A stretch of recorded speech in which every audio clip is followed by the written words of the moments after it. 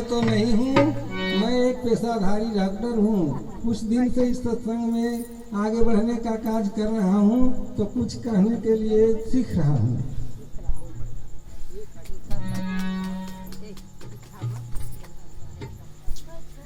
धर्मदास हरजी करे भवसागर के तीर, सामर्थ पार उतारहु बंदी छोर कबीर। संत सरोवर ज्ञान जला ताहि पखार बयन, ताहि से दहिया निर्मल भये साधु के सत्संग।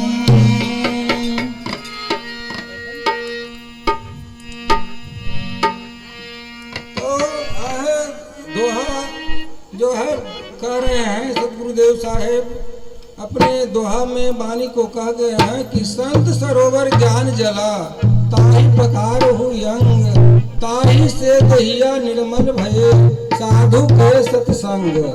तो हम लोग यहाँ बहुत दूर दराज से गुरुधाम में सत्संग के अमृत वाणी को सुनने समझने के लिए आए हैं। तो इसी में दोहा का अर्थ है कि संत सरोवर ज्ञान जला ताहि पखार हु यंग। यह संत का सरोवर है और यहाँ ज्ञान रूपी जल है।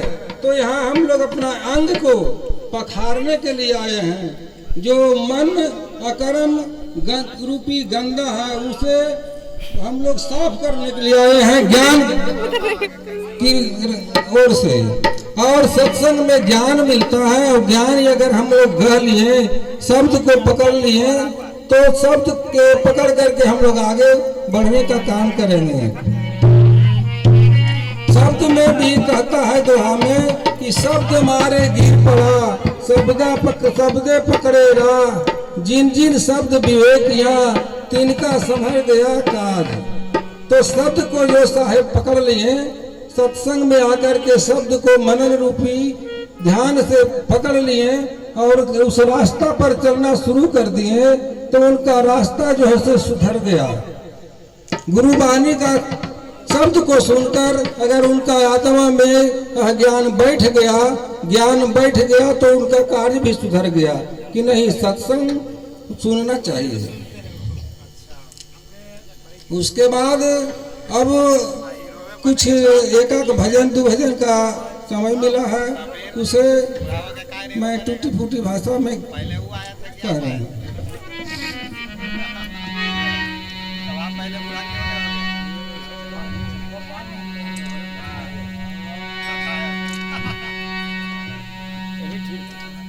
साता गुरु कब आई है साता गुरु भवनवा हमारे आंगन में।